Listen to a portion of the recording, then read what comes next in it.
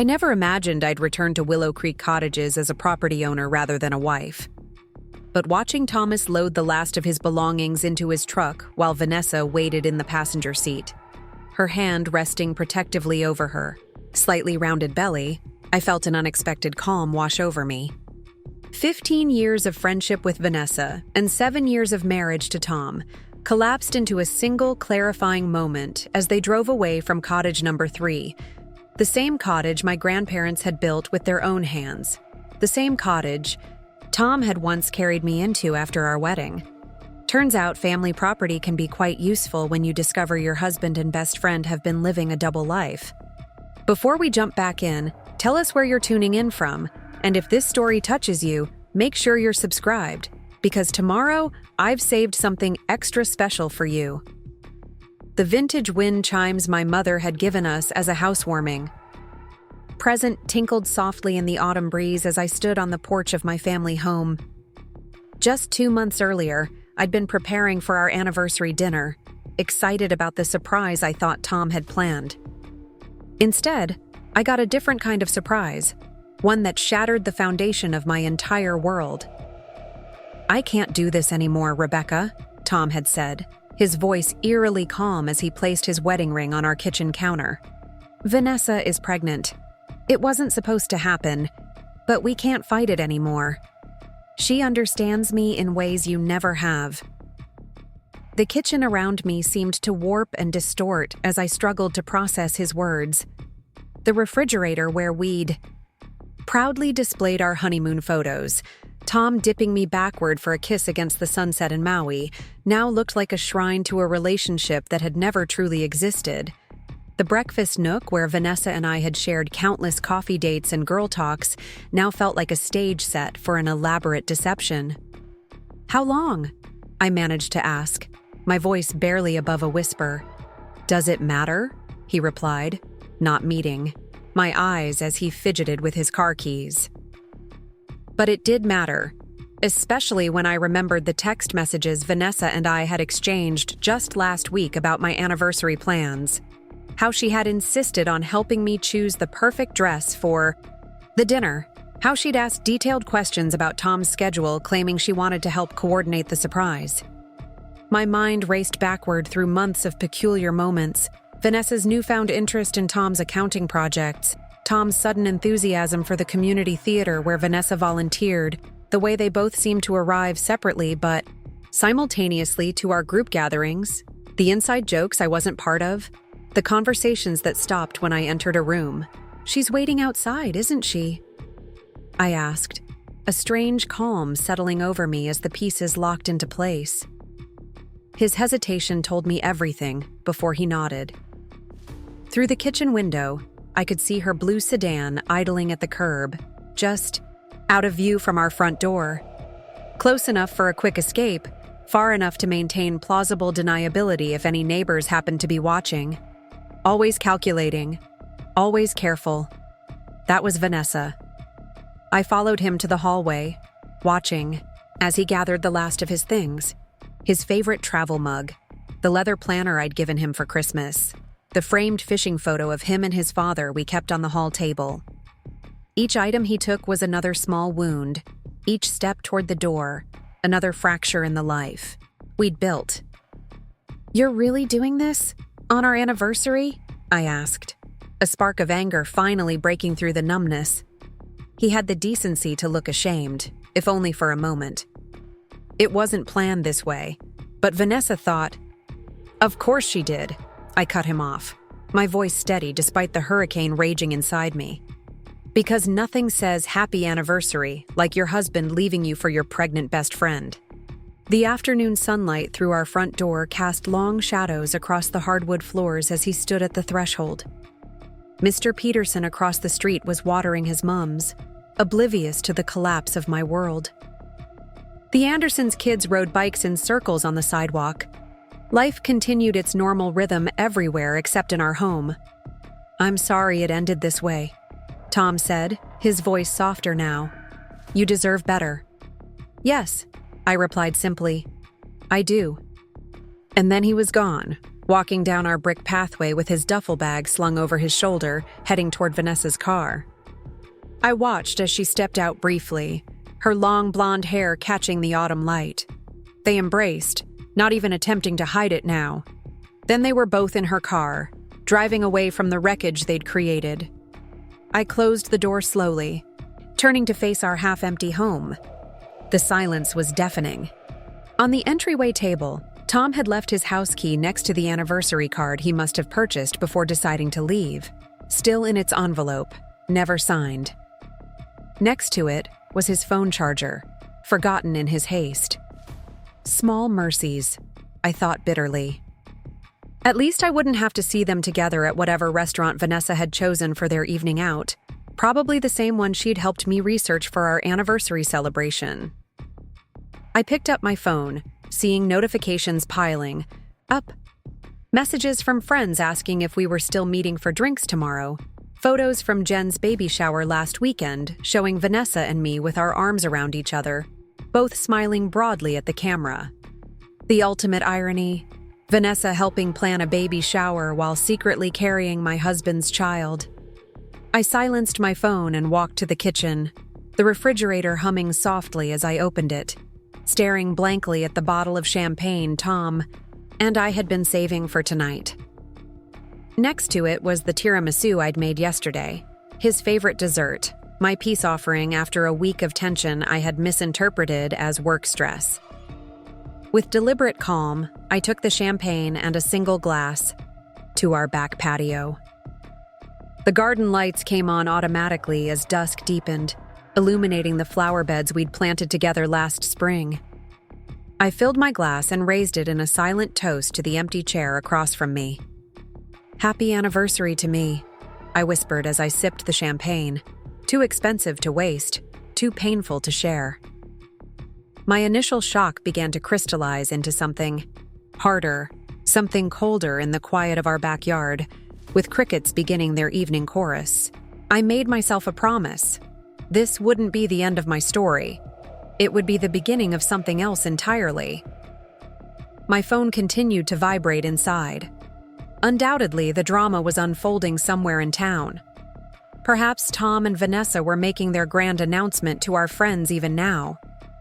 I imagined their practiced expressions of regret mixed with newfound joy, the careful narrative they'd constructed to cast themselves as star-crossed lovers rather than betrayers. I thought of our friends' reactions, the uncomfortable silence, the awkward glances, perhaps a few half-hearted attempts at congratulations. Jen would be furious on my behalf. She'd never particularly liked Vanessa's performative perfectionism. Dave and Kimberly would be caught in the middle, too kind to express disapproval, but too loyal to embrace the betrayal. Michael would probably leave immediately, uncomfortable with emotional scenes of any kind. And Lauren, Vanessa's younger sister, and my friend by extension would be in an impossible position, torn between family loyalty and basic decency. I wondered if anyone would leave in protest, or if social awkwardness would keep them all trapped in whatever restaurant Vanessa had undoubtedly chosen, eating the gourmet meal she'd selected while my marriage was served up as the evening's main entertainment. As darkness settled completely over the garden, I finally allowed myself to feel the full weight of the betrayal. Not just Tom's, but Vanessa's. My best friend since college, the maid of honor at my wedding, the person who had held my hand through my father's funeral and celebrated every professional achievement. She hadn't just taken my husband, she'd weaponized our friendship. I recalled all the confidences I'd shared with her over the years, every argument with Tom, every moment of doubt or frustration in my marriage, all ammunition she could use to position herself as the solution to his discontent. All the times I'd unintentionally given her the blueprint to dismantle my relationship piece by piece. The champagne bottle was half empty now, but I remained surprisingly clear-headed. This wasn't the kind of pain that could be dulled by alcohol. This was the kind that required complete awareness to process, to remember, to use. My phone had finally stopped vibrating. Either they'd made their announcement and the drama had subsided, or someone had finally noticed my absence, and realize the cruelty of what was happening. Either way, the silence felt like another small betrayal. The ease with which my anniversary celebration had apparently continued without me. I carried my glass inside and moved through the quiet house, turning on lights as I went. In our bedroom, I stared at the empty spaces Tom had left behind. His closet half bare, his nightstand cleared except for the lamp. In the bathroom, his toothbrush gone, his expensive shaving kit missing from the drawer. It was methodical, this, leaving. Not impulsive at all. He'd been planning it, preparing for it, perhaps for weeks or months. And Vanessa had helped him time it perfectly. On our anniversary, when the emotional impact would be most devastating, when they could control the narrative by having all our friends gathered to witness their new beginning. Preparing and narrating this story took us a lot of time, so if you are enjoying it, subscribe to our channel. It means a lot to us. Now back to the story. I sat on the edge of the bed, running my hand over his side of the mattress. 7 years of marriage reduced to empty drawers and bare hangers. 7 years of building a life together ended with a carefully orchestrated exit. But as I sat there, in the half-empty bedroom, something unexpected began to stir beneath my grief and shock. Not just anger, though there was plenty of that, but something more focused, more purposeful. I thought of Vanessa's calculated precision, of Tom's practiced speech, of their carefully timed departure. They thought they had scripted the perfect exit, designed for maximum drama and minimum consequences. They believed they had seized control of the narrative, leaving me as merely a supporting character in their love story. The discarded wife, the betrayed friend, a footnote in their journey toward happiness. They were wrong. I walked to my closet and pulled out a sleek leather portfolio, a gift from a grateful patient I'd never used. Its blank pages seemed to offer a new beginning. As I opened it on the desk by the window, outside the neighborhood, had gone quiet, most houses dark except for the soft glow of television screens inside. I picked up a pen and began to write. At the top of the first page, I wrote 3 words, the next chapter. Because while Tom and Vanessa might think they'd ended my story today, they'd actually just given me the opening line of a new one. And in this story, I would be the author, not a side character. In this story, the betrayed wife wouldn't cry herself to sleep or beg for explanations or fade quietly into the background. In this story, Rebecca Mitchell would rise from the ashes of her anniversary betrayal and show them both exactly what they'd underestimated. The morning after my anniversary betrayal dawned with offensive cheerfulness. Sunlight streamed through. The bedroom windows I'd forgotten to close. Birds chirped in the maple tree outside. And for one blissful moment before full consciousness hit, everything was normal. Then reality crashed back.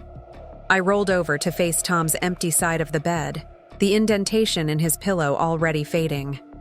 My phone showed 37 missed calls and messages, most from last night, a few from this morning. I scrolled through them numbly, concerned. Texts from Jen and Kimberly, an awkwardly formal voicemail from Dave, and a single message from Lauren that simply read, "I had no idea. I'm so sorry." Nothing from Tom. Nothing from Vanessa. Our story hadn't begun with betrayal. That's what made their actions so devastating. They had destroyed something that had once been beautiful, genuine, whole. Tom and I had met 8 years ago at a charity fundraiser for the Lakeside Children's Hospital. I was there representing the physical therapy department, while he was handling the accounting for the event. "You're the one who worked with Tyler James," he'd said when we were introduced, his blue eyes crinkling at the corners when he smiled. "My nephew couldn't stop talking about how you helped him after his skateboarding accident." It wasn't the typical opening line I received at these events, where men usually commented on my dress or asked if I was enjoying the wine. Tom had seen my work and recognized the passion behind it. By the end of the evening, we'd arranged to meet for coffee. The following week, our relationship evolved naturally from professional admiration to friendship to romance. He proposed a year later during a sunset hike at Willow Creek, the land my grandparents had settled decades ago. "I want to build a life with you," he'd said, "one that honors the past while creating something new." And we had built that life, blending his practical nature with my more creative approach. We bought a craftsman-style home in Pleasant Hills and spent 2 years renovating it, maintaining its historical character while modernizing the systems.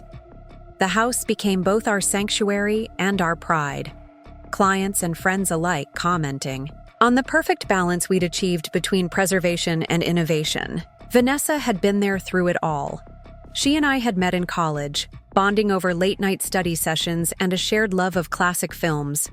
While I channeled my energy into healthcare, she pursued interior design before transitioning to community theater management. She'd been a constant in my life through career changes, relationships, family celebrations, and tragedies. When I introduced her to Tom during our early dating phase, she'd pulled me aside at the end of the evening. "He's different from the others," she'd said with apparent sincerity. "He looks at you like you're the answer to a question he's been asking his whole life."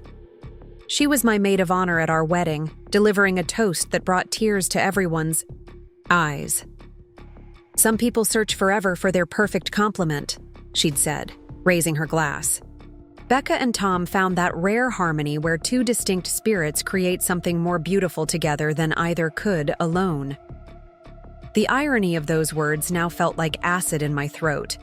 Our marriage hadn't been perfect. No relationship is.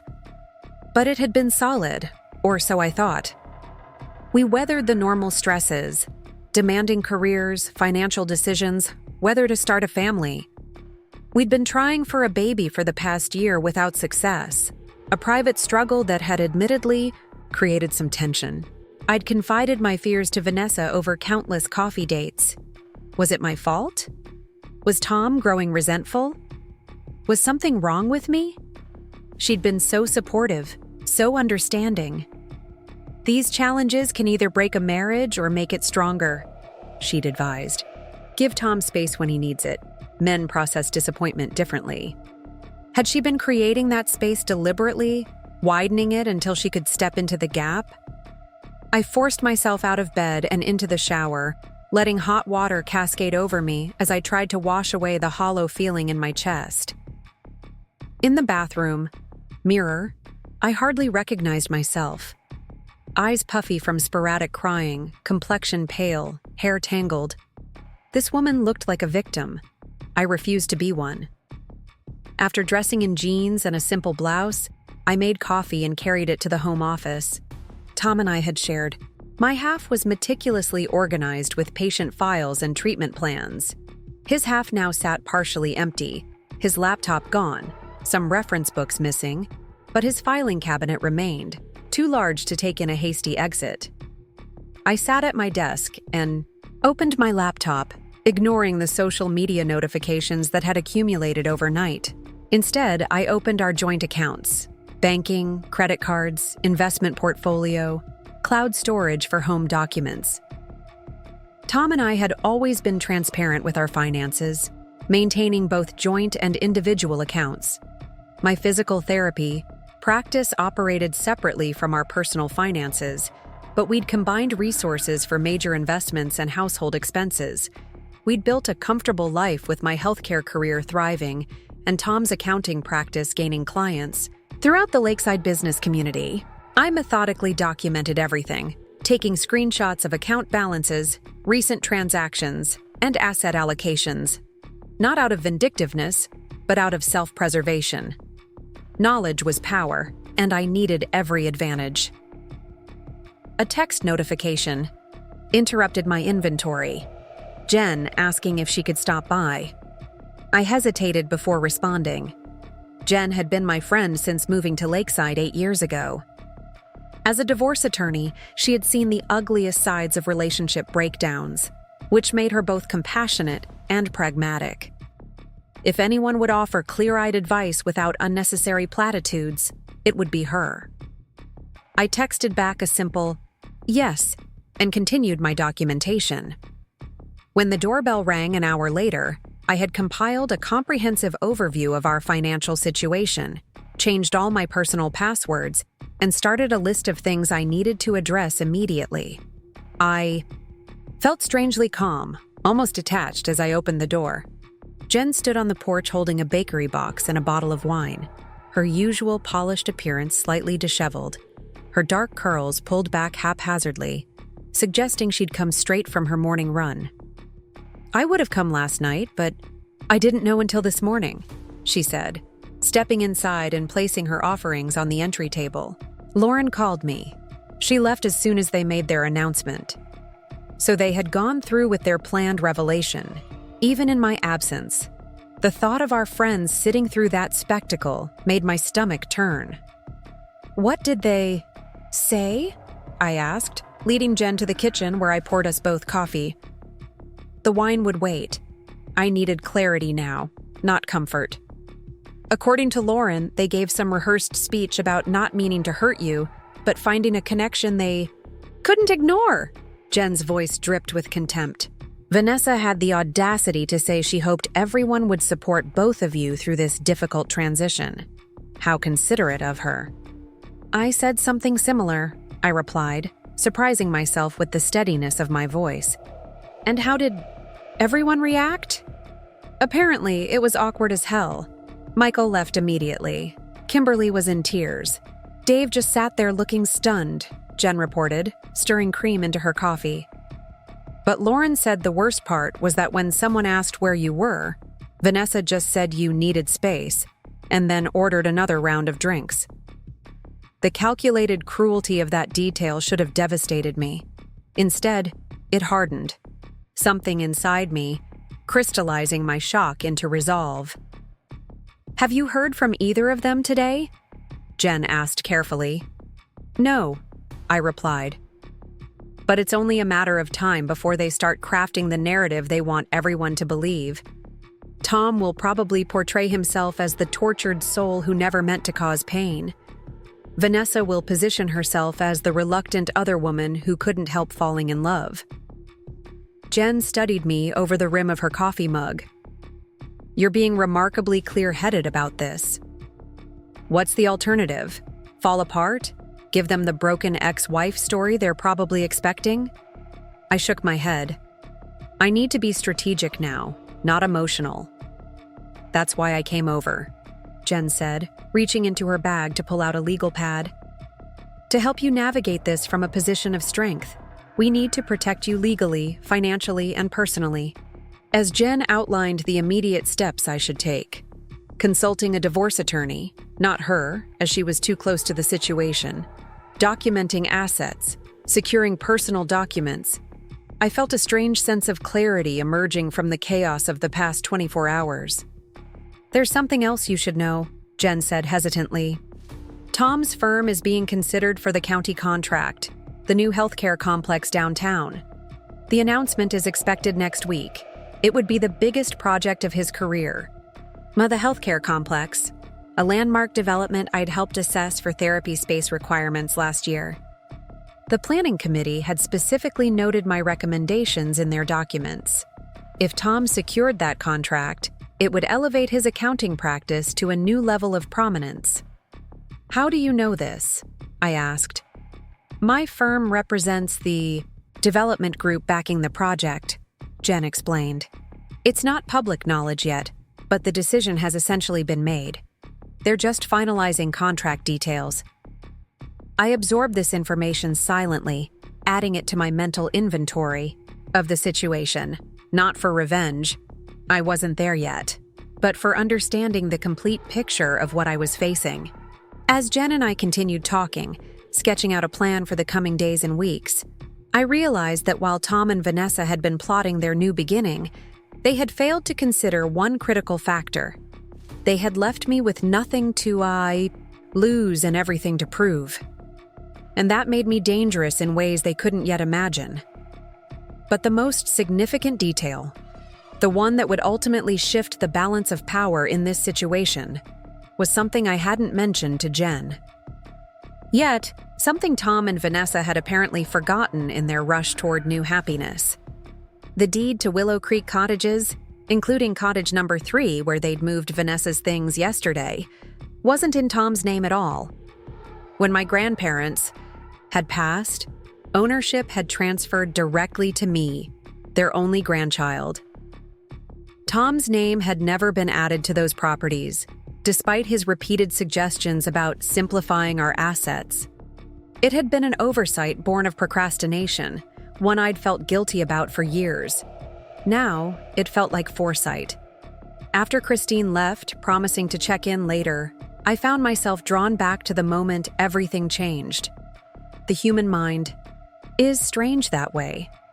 We replay trauma, dissecting it frame by frame, searching for signs we might have missed, warnings we should have heeded. My anniversary had started normally enough. I'd woken to Tom's side of the bed already empty, but that wasn't unusual. He often rose early to work when facing project deadlines. I'd found a coffee mug in the sink and a note on the counter. Early. Meeting. See you tonight. Happy anniversary. Nothing in his handwriting had suggested turmoil or deceit. I'd spent the morning at the rehabilitation center, working with Mrs. Donovan on her recovery from hip replacement. My assistant Sam had brought cupcakes and a small wrapped gift, a vintage book on therapeutic massage techniques he'd found at an estate sale. The day had progressed with the pleasant anticipation of my anniversary dinner that evening. Around noon, Vanessa had called, her voice carrying that particular brightness she always adopted when hiding something. "Change of plans for tonight," she announced without preamble. The restaurant had a pipe burst in the kitchen, complete disaster.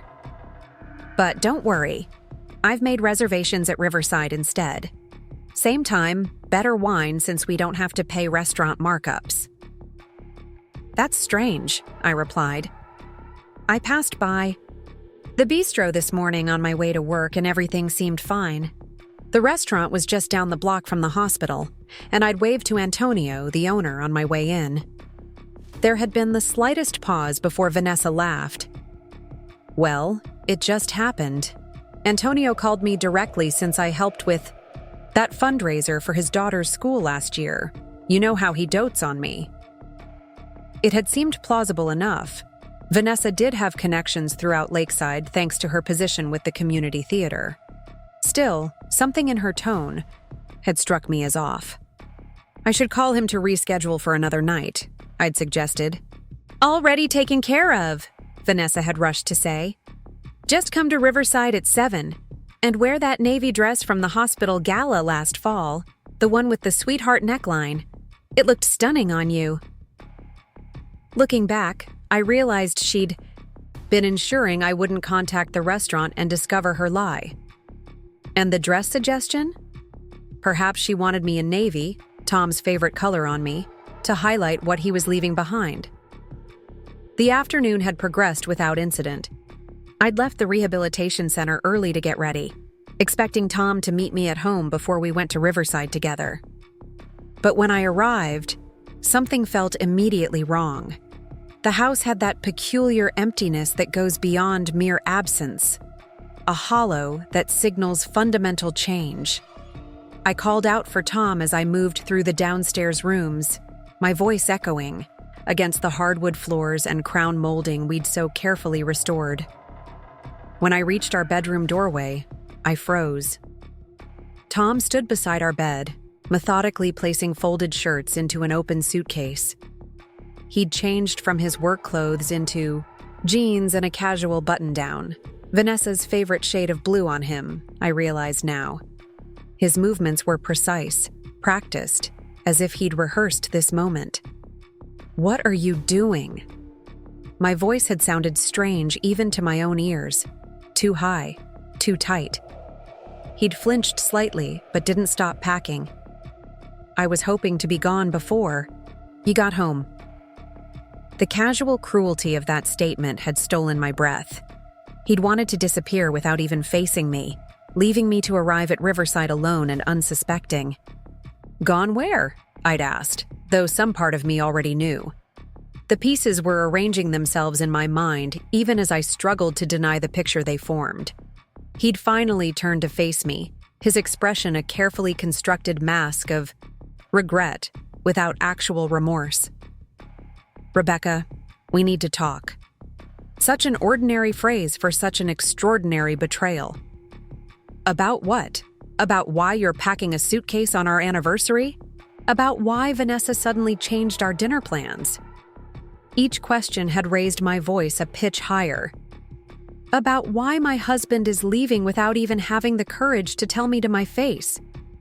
His composure had slipped then, a flash of guilt crossing his features before he recovered. "This isn't how I wanted to do this." "Well, I'm sorry if my unexpected arrival home has inconvenienced your desertion schedule," I'd snapped, anger momentarily overpowering shock. "Please don't let me interrupt. Just tell me why." He'd sat heavily on the edge of the bed next to his half-packed suitcase. "It just happened. We didn't plan it." "What just happened, Tom? Be specific." I'd remained standing in the doorway, unwilling to enter a space that suddenly felt like hostile territory. "Vanessa and I," he looked down at his hands, at the wedding ring he was already twisting off his finger. "We've developed feelings for each other, strong feelings. We've tried to ignore it, to fight it, but how long?" I'd interrupted, my voice deadly quiet. He hesitated, and in that pause, I'd read the truth. This was no recent development, no sudden passion. This had been building while I remained oblivious, trusting both my husband and my best friend implicitly. 6 months, he finally admitted. It started during the theater renovation fundraiser. The theater renovation, Vanessa's workplace, where Tom's firm had been handling the accounting for their capital campaign. 6 months of deception. 6 months of Vanessa listening sympathetically to my marriage concerns while sleeping with my husband. 6 months of Tom coming home to me, sharing my bed, making plans for our future, all while building a secret life with my best friend. "And tonight? The dinner at Riverside?" I'd asked, already knowing the answer. "We thought it would be better to tell everyone at once," he replied, as if this somehow justified their orchestrated humiliation, "to explain the situation to our friends so they wouldn't feel caught in the middle." "How considerate," I said, my voice dripping with sarcasm that barely masked my pain. "Using our anniversary dinner as your coming out party. I'm sure everyone will appreciate your efficiency." He stood then, resuming his packing with renewed urgency. "Vanessa thought it would be easier this way. One conversation instead of dozens." "She's waiting for you, of course." "Yes. Heaven forbid you keep her waiting," I replied, a strange calm settling over me as the full scale of their betrayal became clear. After all, what's 6 months compared to 7 years of marriage and 15 years of friendship? As he zipped his suitcase closed, removing the last cufflinks from his dresser and pocketing his passport, I'd watched with a detachment that felt like floating outside my body. This calculated departure, the carefully selected items, the planned announcement, the strategic timing revealed a cold-bloodedness I'd never seen in either of them before. When he finally brushed past me in the doorway, suitcase in hand, I'd asked one final question.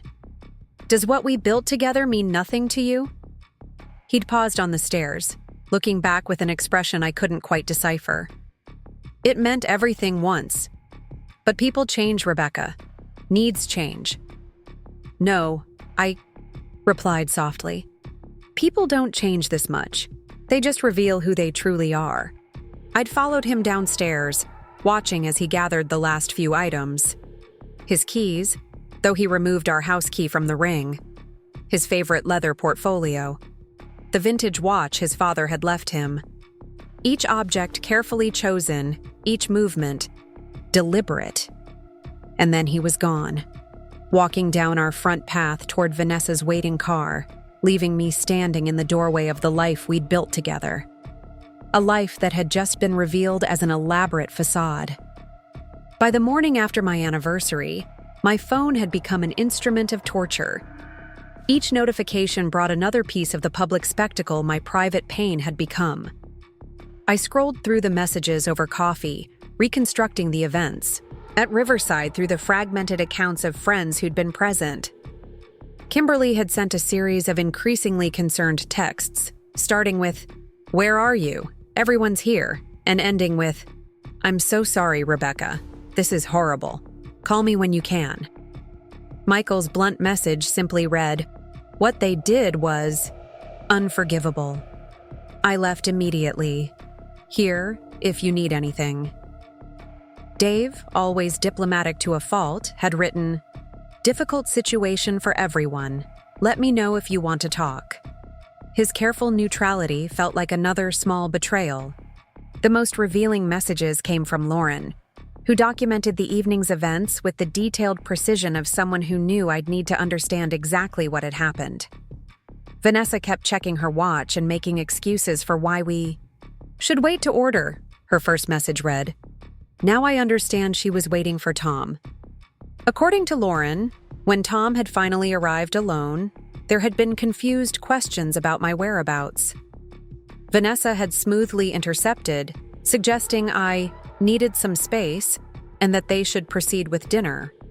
The meal had progressed, with uncomfortable small talk until dessert, when Vanessa had clinked her glass for attention. They stood together like they were announcing an engagement, Lauren had written. Vanessa did most of the talking about how they never meant for this to happen, how they'd fought their feelings, how sometimes life surprises you with what you really need. Tom just stood there looking solemn and nodding. The reactions had been mixed. Some friends sat in stunned silence. Jen had apparently gathered her things and left without a word. Michael had called them both disgusting before walking out. Others had remained trapped by social awkwardness and the half-eaten meals in front of them. The most surreal detail? After their announcement, Vanessa had brought out an anniversary cake, my name written in elegant script across chocolate ganache, and insisted everyone sing "Happy Anniversary" despite my absence. "To honor Rebecca in this difficult transition," she'd said, as if my displacement from my own marriage was something to be celebrated alongside my birth. I put my phone down, nauseated. The calculated performance of it all, the timing, the script, the cake, revealed a coldness I hadn't known existed in either of them. My solitude ended abruptly when Sam called from the rehabilitation center. "I'm sorry to bother you, but there's a situation," he said, his usually calm voice tinged with anxiety. "The Parkers are here for their 10 a.m. consultation and, well, they've heard about Tom. They're asking questions about how your personal situation might affect their daughter's treatment timeline." My heart sank. The Parkers represented my newest pediatric case. Their daughter Emma was recovering from a severe sports injury that required intensive therapy. The project required close coordination with the orthopedic surgeon, a collaboration we'd highlighted when discussing Emma's treatment plan. "Tell them I'll be there in 30 minutes, I replied, already moving toward the shower. I couldn't hide in my house forever, and I refused to let Tom's actions jeopardize my professional reputation. 40 minutes later, I walked into the rehabilitation center wearing a structured gray dress, hair pulled back in a sleek ponytail, makeup carefully applied to conceal my sleepless night. Nothing in my appearance betrayed the emotional earthquake of the past 24 hours. The Parkers, Margaret and Frank, looked up from the treatment plan they were reviewing, their expressions a mix of curiosity and concern. I'd known them for nearly a month, working closely with Margaret on every detail of Emma's recovery. "Rebecca," Margaret began awkwardly, "we're so sorry to hear about your situation."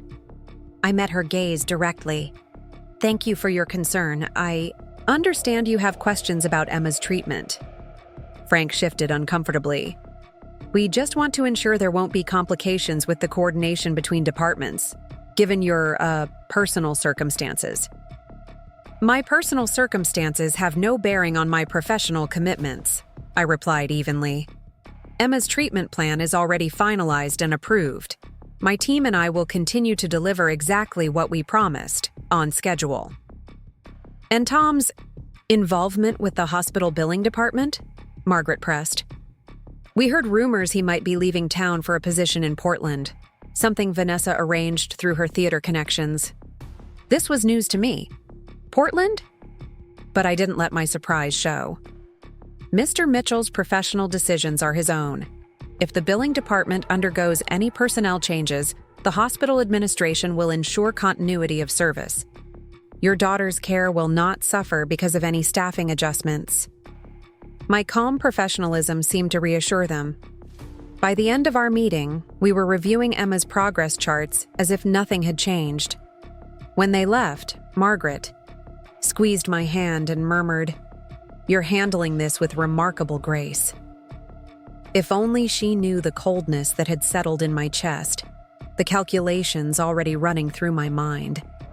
The next test came at lunch, when I forced myself to go to Riverside Cafe, the restaurant where our circle of friends regularly gathered. I needed to be seen, to establish the narrative of a woman unbroken by betrayal. The restaurant fell into a hush when I entered. I spotted two of Tom's colleagues at a corner table, their eyes widening before they quickly looked away. Near the window, a group of women from Vanessa's theater company froze mid-conversation.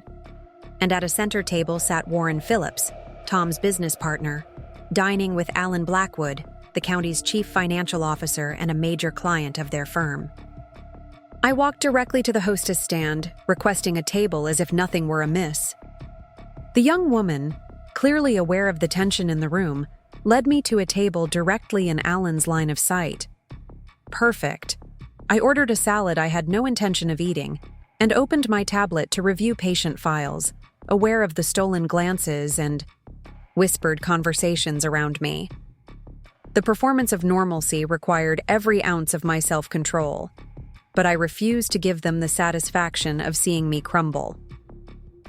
Halfway through my meal, Warren approached my table, his expression a carefully neutral mask. "Rebecca," he began, his voice low, "I just wanted to say I had no idea about Tom and Vanessa. None of us at the firm did." I doubted that was entirely true. Office affairs rarely remain completely secret, and Warren and Tom had been friends since graduate school. "It's a difficult situation for everyone," I replied, deliberately echoing Dave's non-committal words. Warren hesitated. "The county contract. I'm sure you've heard Tom's being considered to lead it. I wanted you to know that your contribution to the physical therapy requirements was acknowledged in our proposal. Your work will still be credited." How generous. My research and recommendations would help advance the career of the man who had just abandoned me, while Vanessa would undoubtedly leverage her theater's influence to ensure he secured the contract. "How thoughtful," I said, my voice cool. "I'm sure you and Tom will do justice to the facility's therapeutic specifications." Warren shifted uncomfortably. "Tom wanted me to tell you he's sorry for how things happened. The timing was unfortunate." "Unfortunate," I repeated, allowing a slight edge to enter my tone. "Is that what we're calling it?" Before Warren could respond, Alan Blackwood appeared at his elbow. I'd met him several times at charity events, a formidable man in his 60s who controlled the county's purse strings with legendary precision. "Rebecca," he said, his sharp eyes assessing me. "I was sorry to hear about your situation. These things are always difficult, but sometimes they're for the best.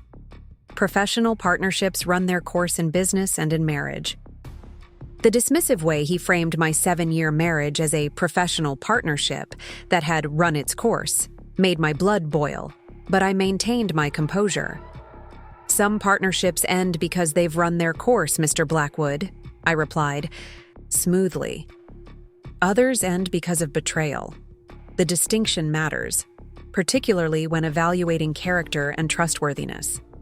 Something to consider when entering into long-term business relationships. Wouldn't you agree?"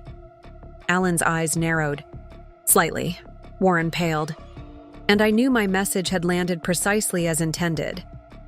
If Tom and Vanessa thought I would quietly fade into the background of our social and professional circles, Accepting their version of events, they were sorely mistaken. As I paid my bill and gathered my things, I felt the weight of every gaze in the restaurant. But instead of shame, I felt a growing resolve. Let them watch. Let them wonder. Let them see that Rebecca Mitchell would not be defined by what had been done to her, but by what she would do next. 3 days after my anniversary, I returned home from the rehabilitation center to find Vanessa's blue sedan parked in my driveway. She sat on my front steps, wearing an expression of practiced contrition, a small gift bag beside her. The audacity was breathtaking. I parked on the street and approached slowly, my keys held between my fingers like a weapon, not out of any real fear, but because the physical sensation of metal pressing into my palm kept me grounded in reality. "You need to leave," I said before she could speak. Vanessa stood smoothing her cream-colored dress, always perfectly put together, even for an ambush. "Rebecca, please. We need to talk." Her voice carried that familiar, soothing tone she used with difficult theater donors at fundraising events. "I know you're hurt." "Hurt?" I laughed, the sound harsh even to my own ears. "Is that what you call it when your husband of 7 years leaves you for your best friend of 15 years on your anniversary? Hurt seems inadequate." She had the grace to look uncomfortable. "It wasn't supposed to happen like that. We never meant to betray me? To humiliate me publicly? Which part wasn't supposed to happen, Vanessa?" "The timing," she admitted. "Tom wasn't supposed to leave until after we talked to you. We had a plan to sit down together, the three of us, and explain everything calmly." She gestured helplessly. "But he came home and just decided. He said he couldn't pretend for another day." The casual cruelty of her words struck me like a physical blow. They had planned it all, had a script, a timeline for dismantling my life. Their only regret was the messy execution. "And the dinner at Riverside? Serving an anniversary cake after announcing you were sleeping with my husband?" I asked, my voice steady despite the rage building inside me. Vanessa at least had the decency to flush. "That was a mistake. I panicked. Everyone was there expecting a celebration, and I didn't know what to do." She picked up the gift bag beside her. "I brought this. I don't want anything from you. Not explanations, not apologies, and certainly not gifts." "It's your grandmother's brooch," she said quietly. "You left it at my house last month when you helped me paint the guest bedroom for the fundraiser. I thought you might want it back." Of course, the brooch I'd removed before helping her repaint her guest bedroom, a project I'd volunteered for because that's what friends do. I'd forgotten about it entirely in the chaos of the past few days. "Leave it on the step," I said, unwilling to move closer, unwilling to accept anything directly from her hands. She placed the bag down carefully. "Rebecca, I know you probably hate me right now." "I don't hate you, Vanessa," I interrupted, surprising myself with the truth of it. "Hate requires energy I'm not willing to spend on you anymore. What I feel is something closer to professional admiration. The precision of your betrayal was impressive. The way you leveraged everything I ever confided in you against me? Masterful." Her eyes widened. "It wasn't like that, wasn't it? All those coffee dates where I shared my fears about our fertility issues straining our marriage? All those times you encouraged me to give Tom space when he seemed distant? You weren't supporting me. You were creating opportunities." Vanessa shook her head, tears welling in her eyes. "You're making it sound calculated. It wasn't. We fought it for months." "How noble of you," I replied coldly. "And Portland?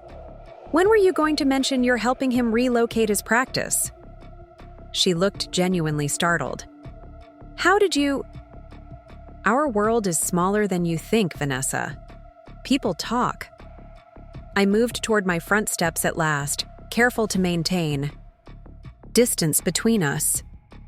"Now please leave. You've taken enough from me already."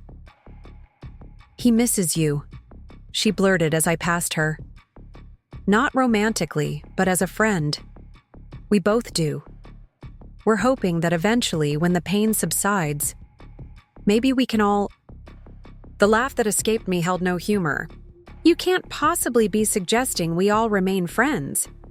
Not right away, of course, she hurried to explain. But eventually. We care about you, Rebecca. We don't want to lose you completely. The delusion was almost impressive. Let me be very clear, I said, meeting her gaze directly. You and Tom don't get to decide what happens next. You don't get to orchestrate my response the way you orchestrated your affair. You don't get to ease your guilt by maintaining some twisted friendship. You've made your choice. Now live with it. I unlocked my front door and stepped inside without looking back, closing it firmly on her protests.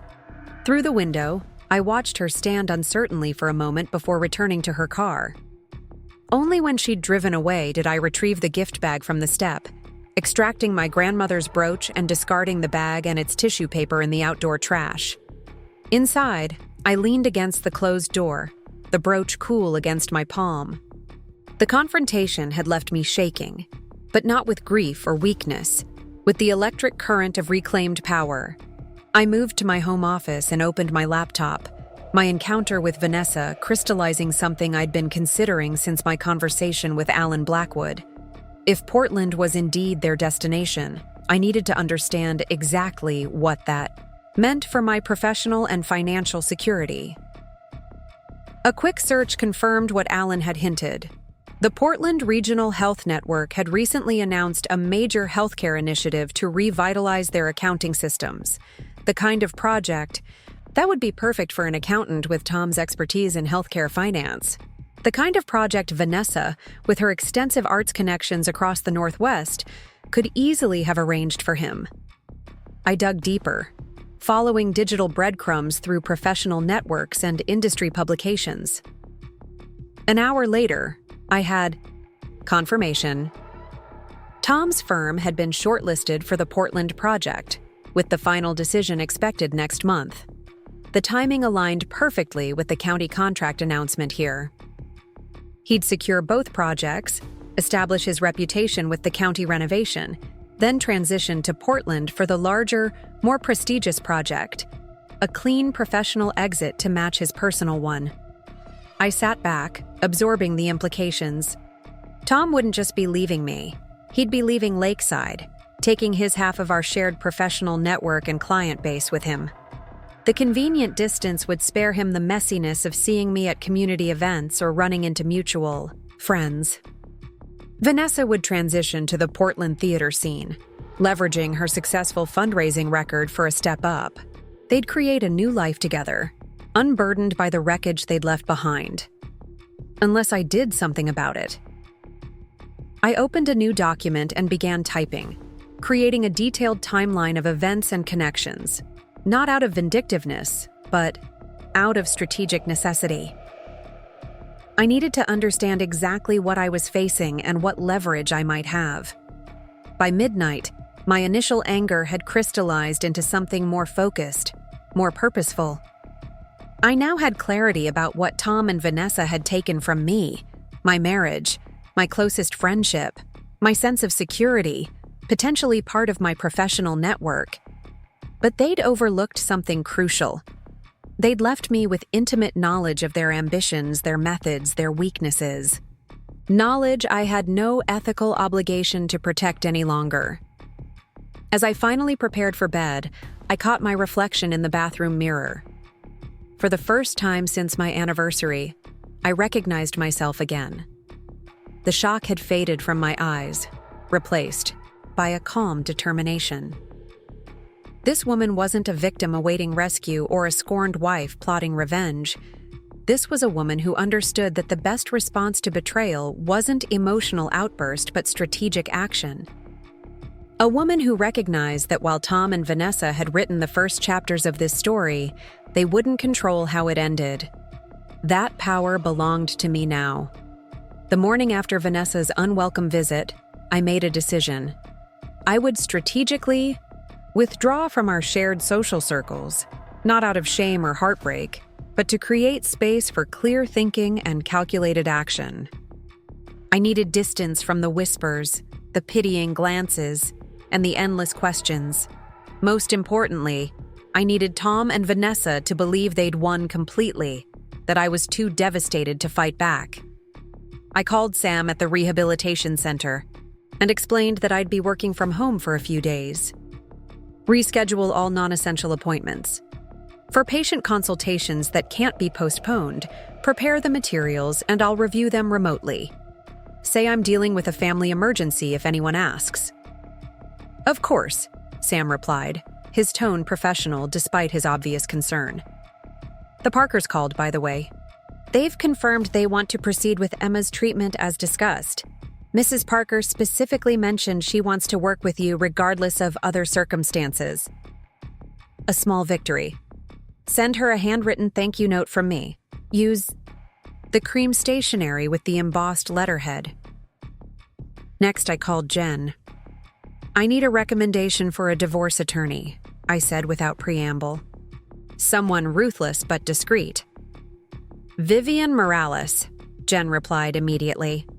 She's the best in Lakeside for high-profile, complex divorces. I'll text you her number. But Rebecca, are you sure you're ready for this? It's only been a few days. I'm not filing immediately, I explained, but I need to understand my options before Tom and his lawyers start dictating terms. After calling and scheduling a consultation for the following day, I silenced my phone and turned to the one place where I could think most clearly, my home study. The small room overlooking our backyard garden had always been my sanctuary, with its wall of bookshelves and comfortable window seat. I cleared the desk and began creating a different kind of treatment plan, one that mapped my current situation and possible paths forward. First, I listed my assets.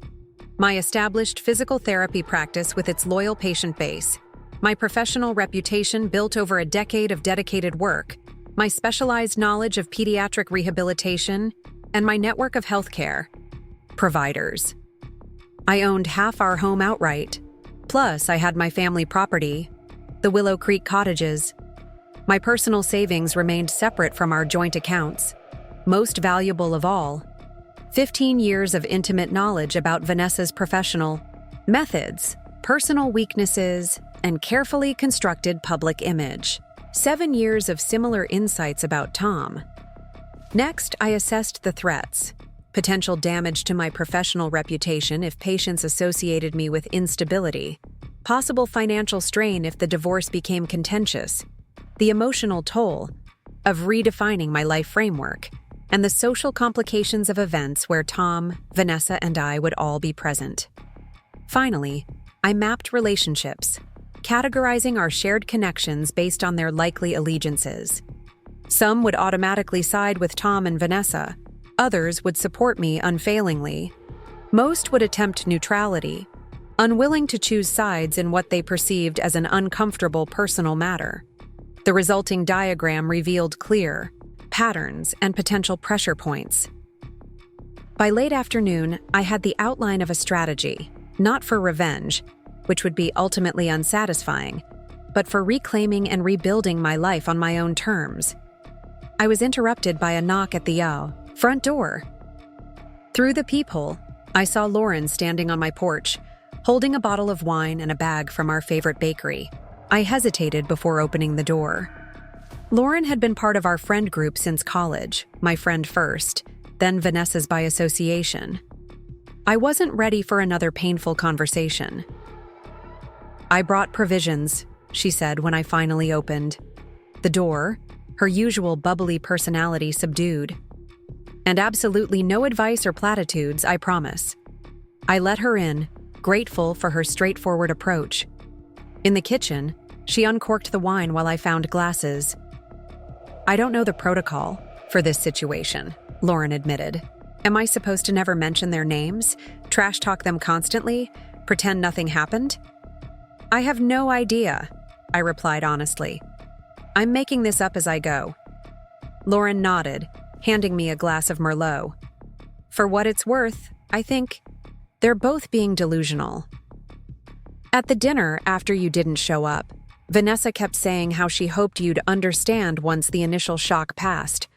Like betrayal is just a temporary inconvenience. She came by yesterday, I said, taking a sip of wine. Brought back my grandmother's brooch and suggested we might all be friends again someday. Lauren nearly choked on her wine. You're kidding. What did you say? I told her they don't get to orchestrate my response the way they orchestrated their affair. Good for you. Lauren studied me for a moment. You seem different than I expected.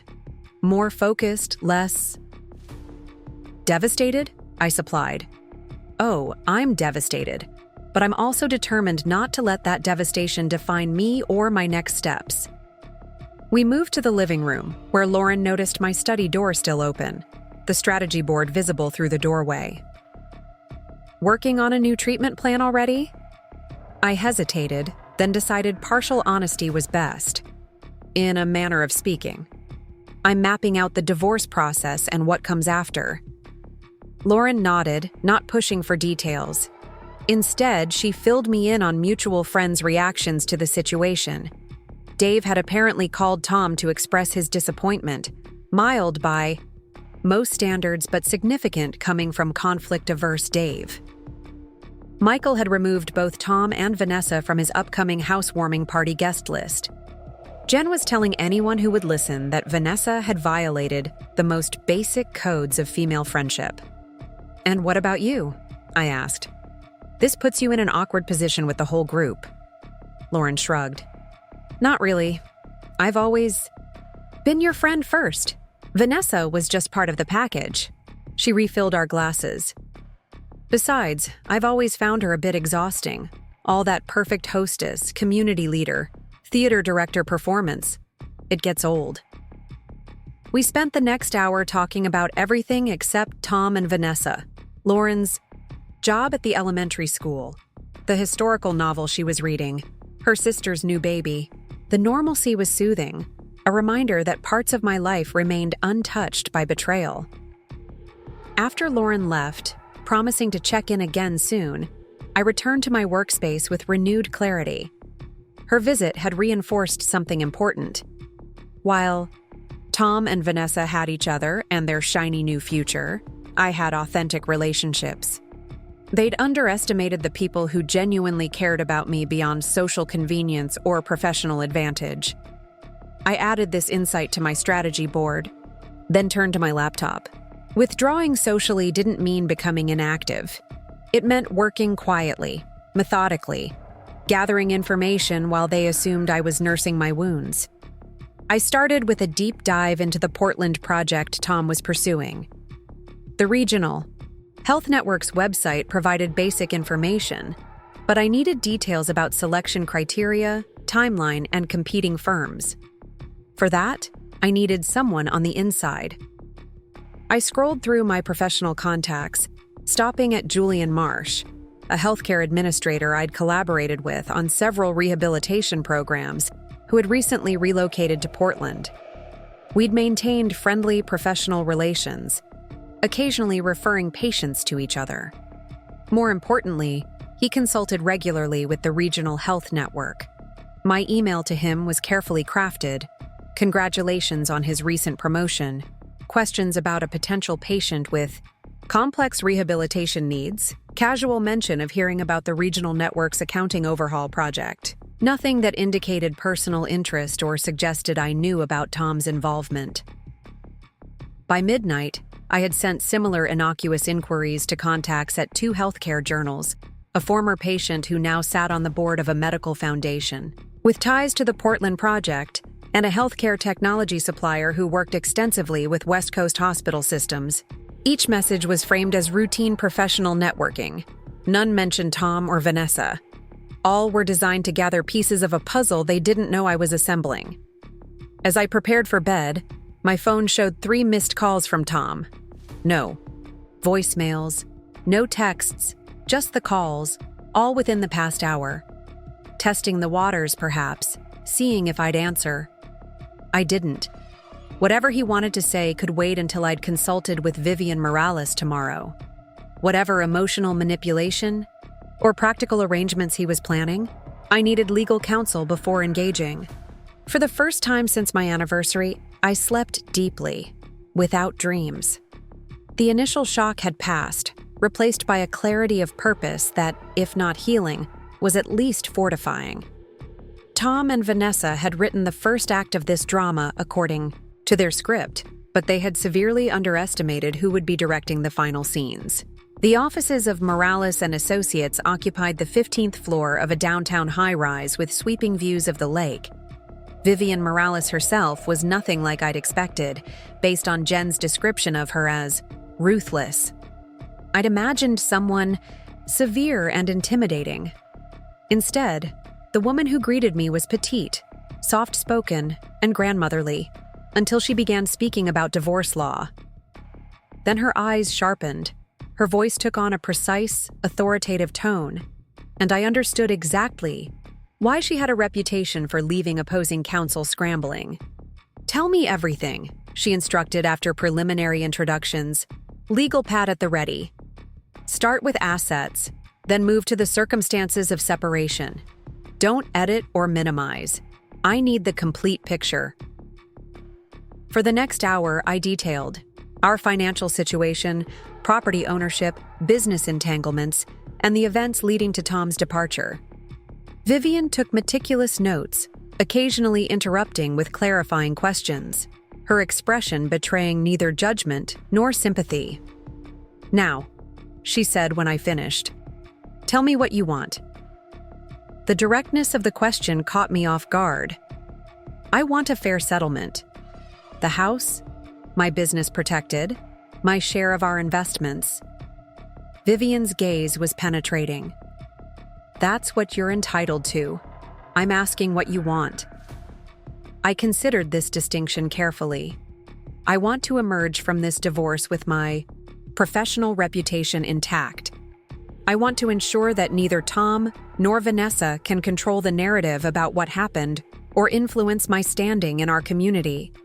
And I want a clean break that allows me to rebuild without their shadows hanging over me. Vivian nodded, apparently satisfied with this answer. "Good. Now we can develop a strategy." She outlined the standard divorce process, but emphasized that our situation warranted special consideration given the professional entanglement and potential reputational impacts. "Your husband's behavior, leaving on your anniversary, the public announcement at what was supposed to be your celebration, moving directly in with your best friend, gives us certain advantages," she explained. "A judge would view these actions as particularly callous. However," she continued, raising a cautionary finger, "emotional aspects won't significantly impact financial settlements in our state. They might influence negotiation leverage, but ultimately assets will be divided according to established legal principles." She then moved to more practical matters, gathering financial documents, securing digital accounts, documenting valuable possessions, and preparing for various scenarios Tom and his lawyers might pursue. "One more thing," she said as our consultation concluded. "You mentioned the Portland project. If your husband secured this contract before divorce proceedings begin, it could significantly impact valuation of his business assets. The timing matters." "How long do we have?" I asked. "Based on what you've told me, the announcement for the county contract here is next week. The Portland decision follows a month later. We should file after the county announcement, but before Portland. Optimal timing would be approximately 3 weeks from now." I left Vivian's office with a comprehensive to-do list and a clearer understanding of the path ahead. The legal aspects were just one component of my emerging strategy, but knowing the timeline and potential leverage points was crucial. My next stop was the county records office, a mundane governmental building where public documents were stored. I requested access to healthcare complex filings, accounting contracts, and budget applications for the county renovation project. As one of the consultants on the initial assessment, I had legitimate professional reasons to review these materials. For 3 hours, I methodically examined every document related to the project, taking photos with my phone when I found something significant. Most of it was standard information I already knew: facility requirements, therapeutic space assessments, proposed financial structures. But buried in the supporting documentation for Tom's firm's proposal was something unexpected: Vanessa's signature on a letter of recommendation from her theater foundation. The letter predated our anniversary by 4 months, which meant she had been professionally supporting Tom's bid for the county project while simultaneously beginning their affair. Even more interesting, the letter referenced our previous collaboration on the Westview Hospital renovation, implying her theater foundation had worked directly with Tom's firm on that project. But I knew for a fact that Vanessa's foundation had not been involved with Westview Hospital. My rehabilitation department had been the primary healthcare consultant, with Tom's accounting team handling financial projections. Vanessa had attended the ribbon-cutting ceremony as my guest, nothing more. She had falsified her professional involvement to bolster Tom's application for the county project. A small deception, perhaps, but potentially meaningful if the selection committee had weighed her foundation's endorsement heavily in their decision-making. I photographed the letter and continued my research. By closing time, I had compiled enough documentation to understand the complete picture of the county project's approval process, including who had made the final decisions and what criteria they had used. As I drove home, my phone rang with a call from Julian Marsh, my Portland contact. "Rebecca, got your email," Julian said after we exchanged pleasantries. "Interesting timing. I was just in a meeting about that regional network project you mentioned." "Oh?" I kept my tone casually interested. "Sounds like an impressive initiative." "Absolutely massive. Complete overhaul of their financial systems across 5 hospitals while maintaining operational continuity. Budgets north of $30 million. He paused.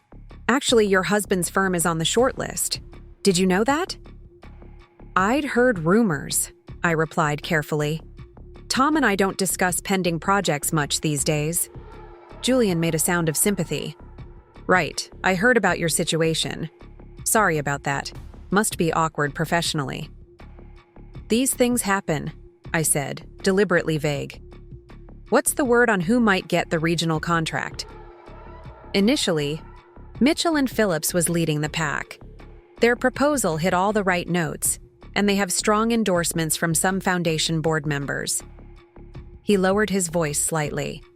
"Between us, Vanessa Reynolds' recommendation carried significant weight. She's joining the Portland Regional Arts Council next quarter, and they're eager to accommodate her preferences since their healthcare initiative has a major community outreach component. So Vanessa's influence extended beyond simply helping Tom apply. She was actively using her new position to secure his selection. The pieces were fitting together with uncomfortable clarity. But," Julian continued, "there's been a complication. Reynolds' recommendation is being scrutinized now that her personal relationship with Mitchell has come to light. Some board members are concerned about potential conflicts of interest and whether proper protocols were followed. The final decision's been delayed by 2 weeks." This was valuable information, both the delay and the scrutiny of Vanessa's role. "Thanks for the insight, Julian. This helps with my market research." "No problem. Oh, and if you're looking for opportunities in Portland, let me know. There's increasing demand for specialists in pediatric rehabilitation, especially with these healthcare initiatives ramping up." After we disconnected, I sat in my parked car, processing this new information. The Portland Regional Network was questioning Vanessa's recommendation now that her relationship with Tom was public knowledge. This created both opportunity and urgency, a narrow window where their professional plans remained vulnerable. By the time I entered my house, I had received responses from 2 other contacts, each providing additional pieces of the puzzle. The Healthcare Journal editor confirmed that Tom was already being profiled for their Professionals on the Move feature, highlighting his transition to the Portland market. My medical foundation contact mentioned hearing about ethical concerns regarding the selection process for the regional project. I added these details to my growing research file, then turned to my strategy board. The plan was taking shape. I wasn't interested in revenge. That was a reactive, emotional response that ultimately changed nothing. I wanted something more substantial, a resolution that allowed me to reclaim my narrative and rebuild my life on my terms. The question wasn't how to hurt Tom and Vanessa. The question was how to use their own actions and ambitions to create an outcome that served my interests. As I studied the connections and timelines I'd mapped, one conclusion became increasingly clear. I didn't need to destroy their relationship or their plans. I just needed to ensure they understood exactly what those plans would cost them. 5 days after Tom's departure, I returned to work full-time. The strategic withdrawal had served its purpose. I'd consulted with Vivian, gathered crucial information, and outlined my approach. Now it was time to present a carefully crafted public face. The professional woman focused on her work, neither broken by betrayal nor consumed by bitterness. "You look good," Sam remarked when I arrived, his tone suggesting he'd expected something closer to a walking disaster. Very put together. I'd chosen my outfit deliberately, a structured burgundy dress that conveyed authority paired with the silver pendant watch my father had given me when I graduated from physical therapy school. Nothing that Tom had given me, nothing that reminded me of our shared life. This was Rebecca Mitchell, healthcare professional, not Rebecca Mitchell, abandoned wife. "Thank you," I replied, moving toward my office. Let's review today's schedule. The morning passed in a blur of patient consultations, treatment plans, and department updates. I maintained perfect composure discussing rehabilitation protocols and progress assessments as if my personal life hadn't imploded less than a week earlier. Only once, when a colleague casually asked about Tom's input on a joint healthcare initiative, did I feel a momentary tightening in my chest. "The project has transitioned to my exclusive management," I said, my tone leaving no room for further questions. "Now, about those new therapeutic devices." Lunch brought my first significant test. The County Healthcare Complex Committee had scheduled their official announcement ceremony for the following week, and their coordinator called to confirm my attendance. "We'd love to have you there, Ms. Mitchell," she said. "Your therapeutic space assessment was instrumental in developing the facility guidelines." "Who else from the project team will be attending?" I asked, knowing full well Tom would be front and center as the selected accountant. "Representatives from all major contributors," she replied diplomatically. "The reception afterward will be an excellent networking opportunity." The thought of watching Tom receive public accolades, potentially with Vanessa at his side, made my stomach clench. But declining would be interpreted as professional weakness or personal bitterness. Neither perception served my long-term interests. "I'll be there," I confirmed. "Please send the formal invitation to my office email." After the call, I stepped into the small courtyard behind the rehabilitation center, needing a moment alone. The autumn air carried the scent of chrysanthemums, incongruously pleasant against my inner turmoil. This would be my first public event, where I might encounter both Tom and Vanessa together. The anticipation alone was exhausting. My phone buzzed with a text from Jen. "Lunch? Meet at Mesa Grande around the corner." 20 minutes later, I slid into a chair across from her at the sunny sidewalk cafe, grateful for the distraction. "Morales called me," Jen said after we'd ordered. "She said you impressed her. High praise, apparently." "You made her sound terrifying," I smiled. "She is terrifying, to opponents. To clients she believes in, she's a guardian angel with a law degree." She studied me over her water glass. "How are you really doing? And don't give me the polished professional answer you're giving everyone else."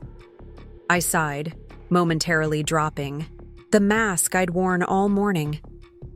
Exhausted, angry, sometimes still shocked that this is actually happening, but mostly focused. I can't change what they did. but I can control what happens next. Jen nodded approvingly. That's exactly the right mindset, and exactly why Vivian was impressed. She leaned forward. Now, about the county announcement. I assume you're going? Just confirmed this morning. Good. Tom will certainly be there, probably with Vanessa given their new public status. You'll need to be prepared. I'd been avoiding thinking about the specifics of that encounter. Any advice from someone who's seen this scenario play out before? Jen considered this. Arrive exactly on time. Not early, not late. Speak to the project coordinators immediately to establish your professional presence. Stay for the announcement and 30 minutes of the reception, focusing on valuable contacts. Then make a graceful exit with a plausible excuse about another commitment. And if they approach me? Polite, brief, public, she replied without hesitation. Nothing that could be interpreted as emotional or unprofessional. Save any substantive conversations for when you have legal representation present. She paused. Has Tom contacted you directly since he left? 3 missed calls. The night before last. No messages, nothing since. Jen's expression turned thoughtful. Interesting timing? That was right after the committee meeting where they finalized the county announcement details. She tapped her fingernails against her water glass. My guess? He wanted to make sure you wouldn't create a scene at the ceremony. The suggestion stung, but it made tactical sense. Tom would be concerned about protecting his professional moment of triumph. My potential presence and reaction would be an unpredictable variable in his otherwise perfectly orchestrated success story. Well, I said, straightening my shoulders, he'll be relieved to see that I'm the consummate professional. Exactly. Jen agreed. Let him worry about how you'll behave. Let him wonder what you're planning. The uncertainty alone will be uncomfortable for someone as controlling as Tom. After lunch, I returned to the rehabilitation center with renewed purpose. My afternoon included a consultation with the Parkers about Emma's progress. As I guided them through her recovery timeline and demonstrated new therapeutic techniques, I found myself genuinely engaged in the healing process, momentarily forgetting the personal drama looming over my life. Your dedication to Emma's recovery is exactly what we hoped for, Margaret commented as they prepared to leave. We'd like to continue with the extended therapy program you suggested. This small victory, securing a long-term patient commitment based solely on my expertise and vision, bolstered my confidence. My professional identity remained intact, despite the personal turmoil. By evening, I had successfully navigated an entire day of appearing normal, competent, and unaffected. The performance was exhausting, but necessary. As I packed up my materials, Sam appeared in my office doorway. "There's someone here to see you," he said, his expression uncharacteristically hesitant. Warren Phillips, Tom's business partner, was the last person I expected to visit my workplace. We'd had a cordial professional relationship over the years, but were never particularly close. "Send him in," I said, mentally shifting back into my composed professional persona. Warren entered cautiously, as if approaching unpredictable terrain. "Rebecca, thank you for seeing me. I know this is awkward." "What can I do for you, Warren?" He placed a thick envelope on my desk. The finalized budget projections for the pediatric wing of the healthcare complex. Tom completed them before. He wanted to make sure you had everything you needed to continue without disruption. I eyed the envelope without touching it. He could have couriered these or emailed the files.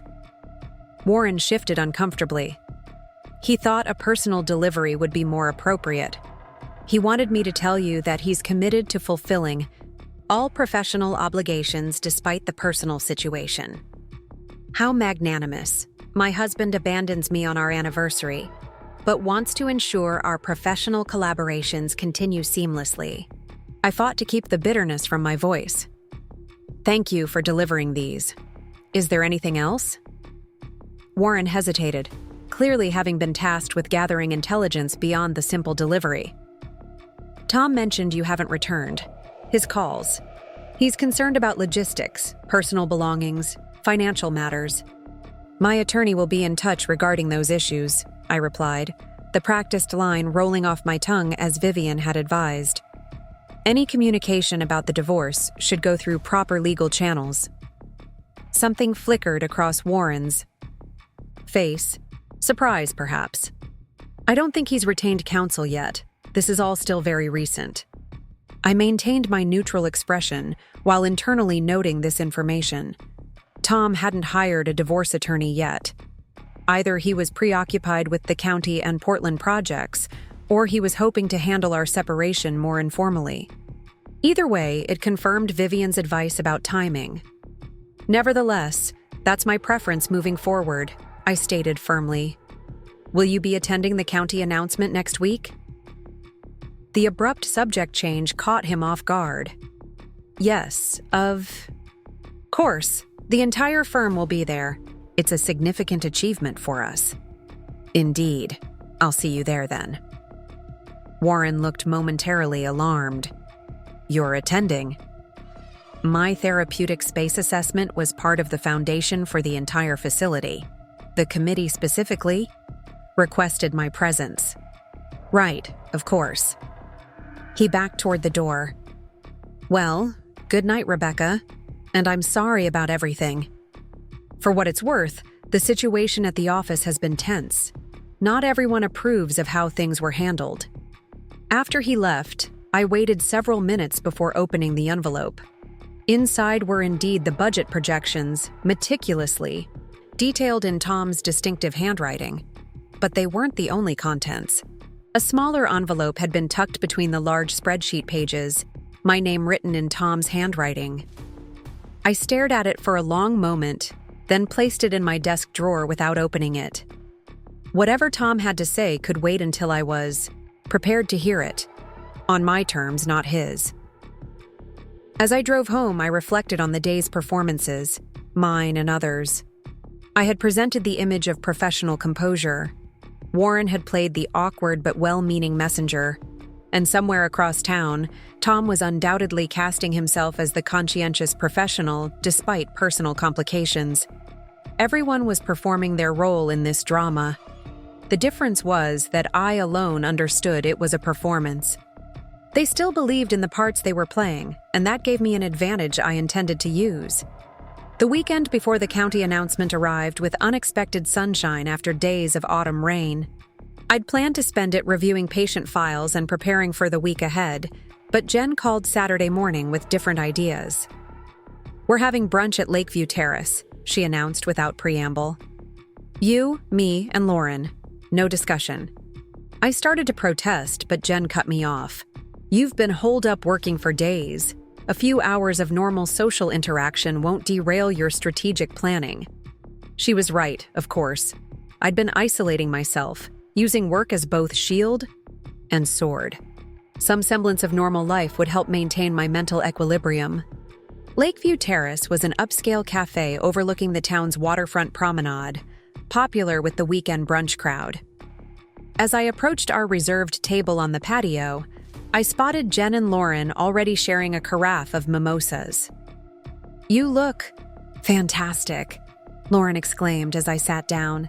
That haircut is perfect on you. I'd visited my stylist the previous day, cutting my long waves into a sleek shoulder-length bob. The change wasn't dramatic, but it was noticeable. A small reclamation of my image, distinct from the woman Tom had left behind. Thanks, I replied, pouring myself a mimosa. Small changes for a new chapter. We fell into easy conversation about Lauren's troubled student and Jen's recent courtroom victory. The simple pleasure of female friendship without ulterior motives or hidden agendas felt like oxygen after days of calculated interactions.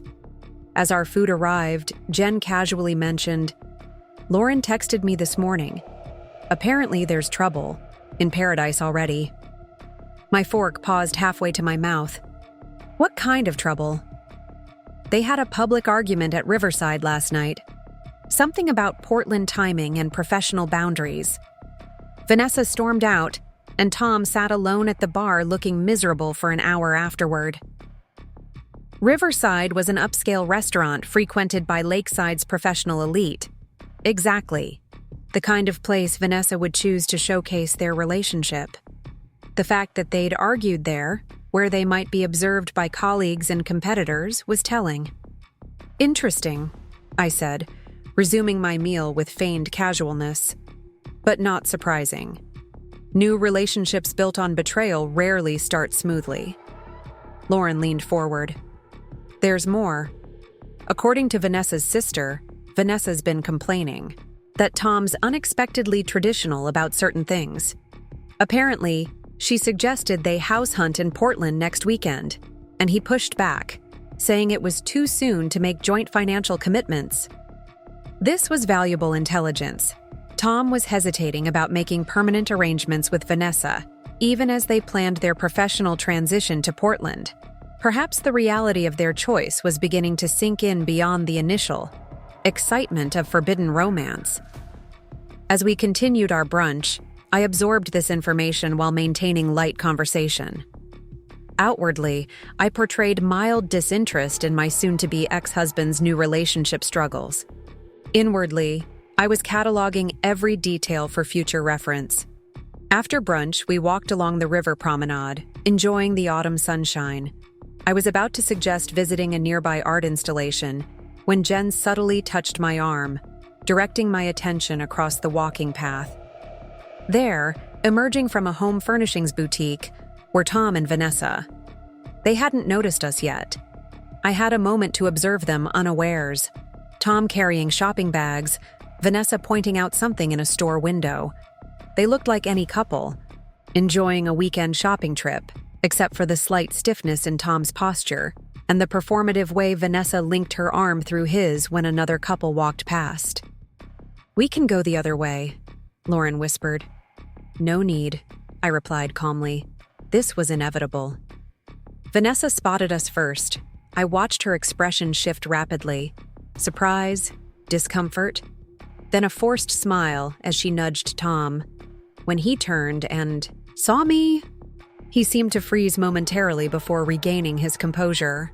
We converged on the walking path, that peculiar collision of people who know each other intimately, yet suddenly find themselves strangers. "Rebecca," Vanessa greeted with artificial brightness. "You look wonderful. I love the new haircut." "Thank you," I replied, my tone pleasant but distant. Tom looked less certain of his script. "How are you?" he asked, his voice carrying genuine concern that grated on my nerves more than Vanessa's fake cheer. "Busy with work," I answered. "The Parker case is progressing nicely. Thank you for sending the budget projections through Warren." His eyes flickered briefly to my purse, where he perhaps wondered if I carried his unread note. "Good, that's good. Did you have a chance to—" "We're actually running late for an appointment," Jen interrupted smoothly. "Nice to see you both." The lie was transparent but effective. We continued past them, maintaining our pace until we turned a corner onto a side street. "Well, that was awkward," Lauren exhaled once we were out of earshot. "But informative," I noted. "Did you see the shopping bags from Hearth & Home? They sell high-end kitchenware and table linens." Jen raised an eyebrow. "Nesting already?" "Exactly. Despite their apparent argument about Portland house hunting being too soon, they're shopping for domestic items. Vanessa's establishing their couplehood through material possessions." "You noticed all that in a 30-second interaction?" Lauren looked impressed. "I spent 7 years with Tom and 15 with Vanessa. I know their patterns." I glanced back, toward the promenade. "Tom hates shopping on weekends. Too crowded, he always said. Yet there he was, carrying her bags on a Saturday afternoon. He's trying to prove himself to her." As we continued our afternoon, eventually parting ways with promises to check in before the county event, I found myself reflecting on that brief encounter. Beyond the awkwardness and pain lay valuable insights about their relationship dynamic. Vanessa had been performing. The affectionate touches, the exaggerated friendliness, all designed to project an image of happy new love. Tom had seemed less comfortable, his concern about my well-being perhaps genuine but also self-serving, a way to ease his own guilt. Most telling was what wasn't said or done. Neither had mentioned Portland directly. Vanessa hadn't referenced their plan to announce their relationship at my anniversary dinner. Tom hadn't acknowledged the note he'd sent with the projections. They were editing their narrative, smoothing over the uglier aspects of their choices to make their story more palatable, primarily to themselves. Sunday morning brought an unexpected development. My phone lit up with a text from an unknown number, which a quick search revealed belonged to the county health director. Reviewing healthcare complex documentation for Tuesday's announcement. Noticed irregularities in foundation endorsement process. Available to discuss privately. Professional courtesy before public event. I arranged to meet him that afternoon at a quiet cafe far from our usual professional haunts. Robert Davidson had overseen the county's healthcare initiatives for over a decade, known for his meticulous attention to procedure and ethical standards. "Thank you for meeting on short notice," he said after we'd ordered coffee. "I wanted to speak with you directly given your involvement in the initial assessment." "What kind of irregularities concerned you?" I asked. Robert placed a folder on the table. The proposal from Mitchell and Phillips received unusually strong endorsement from the Reynolds Theater Foundation. Nothing improper on its face, except when I cross-referenced with previous foundation involvement.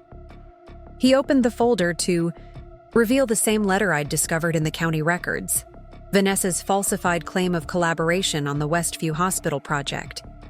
The foundation had no documented role in that renovation, Robert continued. I checked all permits, funding applications, and acknowledgments. Yet Ms. Reynolds' letter cites it as evidence of successful prior collaboration, which appears to have influenced the selection committee significantly. "I see," I said carefully.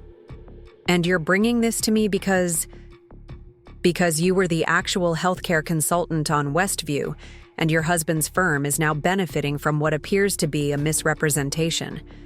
Given the recent personal developments that have become public, I'm concerned about potential ethics violations that could complicate the healthcare complex project." He looked uncomfortable but determined. "The announcement is Tuesday. If there are issues that could derail the project later, better to address them now." As I drove home after our meeting, my mind raced with implications. Robert's discovery created both opportunity and complication. The false endorsement could potentially jeopardize Tom's selection for both the county and Portland projects, but using this information required careful consideration of the consequences, not just for Tom and Vanessa, but for my own professional standing. I needed time to think, to weigh options against objectives. What I wanted wasn't revenge, but restoration of my dignity, my agency, my future, on my terms. The county announcement was less than 48 hours away. Whatever I decided would need to be precisely timed and executed with perfect control. As evening fell, I opened my laptop and began drafting contingency plans for multiple scenarios. Like any good therapist, I knew that preparation was everything. Success often looked like inspiration to outside observers, but those who achieved it knew better. It was always about the treatment plan. Tuesday morning dawned with a clarity of purpose I hadn't felt since before my anniversary. The county healthcare complex announcement ceremony would begin at 11:00 a.m., with a reception to follow. By evening, Tom would be publicly celebrated as the financial architect chosen to oversee one of the county's most significant healthcare investments, unless something changed the narrative.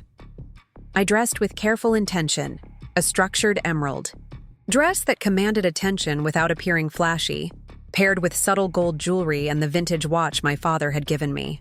My newly cropped hair framed my face with precise angles that emphasized my cheekbones and jawline, The woman in the mirror looked confident, successful, and utterly self-possessed. At 9 a.m., I placed 2 calls. The first was to Vivian Morales. "I'd like to accelerate our timeline," I told her after explaining the situation with Robert Davidson and the falsified endorsement letter. "If Tom's selection for the county project is compromised, it could significantly impact both his firm's valuation and the Portland opportunity." "Understood," Vivian replied. "I can have preliminary paperwork ready by tomorrow morning." "But Rebecca," she added, her tone cautionary, "are you certain you want to proceed this way? Once certain wheels are in motion, they can't easily be stopped." "I'm certain," I replied, "but I'd like to keep our options open, depending on how today unfolds." My second call was to Julian Marsh in Portland. Our conversation was brief, but productive. He agreed to confidentially inquire about the Regional Health Network's due diligence process for verifying professional references and endorsements. "Just as market research," I emphasized. "Nothing that would raise flags about specific candidates." By 10:30, I was parked near the County Administrative Building, a grand brick structure whose elegant facade had weathered decades of changing local politics. The main entrance was already busy with media, project stakeholders, and curious onlookers.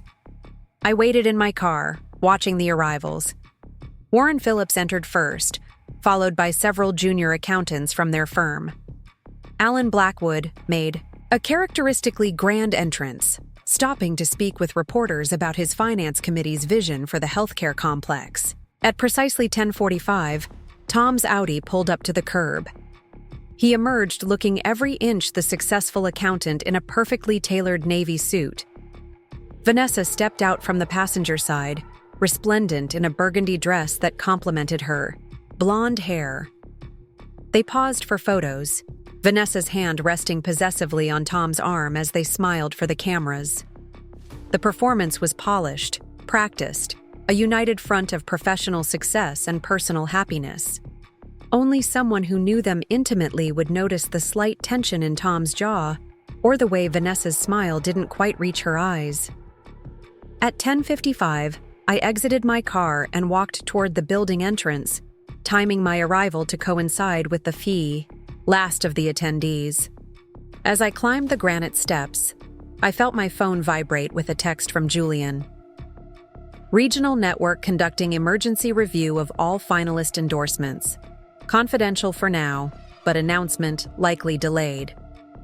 The dominoes were beginning to fall. Inside the administrative building's grand atrium, the healthcare committee had arranged a presentation area with architectural renderings and financial projections. Attendees mingled near a refreshment table, the buzz of conversation filling the ornate space. I moved through the crowd with practiced ease, accepting a glass of sparkling water and exchanging pleasantries with healthcare colleagues. I spotted Tom near the main display, surrounded by committee members and potential investors. Vanessa stood slightly apart, engaged in animated conversation with 2 women from her theater foundation. Neither had noticed my arrival yet. "Robert?" Davidson approached me, his expression professionally neutral, but his eyes communicating silent question. "Ms. Mitchell, glad you could attend. Your therapeutic assessment was instrumental in shaping our approach to this project." "I wouldn't have missed it," I replied with a genuine smile. "The healthcare complex deserves a rehabilitation center that honors patient needs while adapting to contemporary therapeutic techniques." "Exactly our thinking," he agreed. "Will you be working with Mitchell and Phillips on the implementation phase?" Before I could answer, Alan Blackwood joined our conversation, champagne flute in hand. "Rebecca, darling, you look marvelous. This awkward situation hasn't dimmed your sparkle at all." His gaze flicked meaningfully toward Tom and Vanessa. "Professional commitments transcend personal circumstances, Alan," I replied smoothly. "We all want what's best for the healthcare complex." "Indeed," Robert interjected. "Which reminds me of the matter we discussed Sunday. I've brought it to the committee chair's attention. They're concerned." Alan's eyes narrowed with interest. What concerns? Nothing that would delay the project, I hope. My finance committee is eager to proceed. Robert hesitated, looking torn between professional discretion and Alan's obvious authority as the county's chief financial officer. There are some questions about the endorsement process that require clarification. Alan turned to me suddenly, sharp. Do you know something about this, Rebecca? This was the first critical juncture, a moment where my response would set certain events in motion. I could downplay Robert's concerns, maintaining the status quo.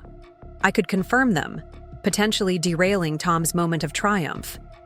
Or I could take a third path. I believe in transparent processes for projects of this significance, I said carefully.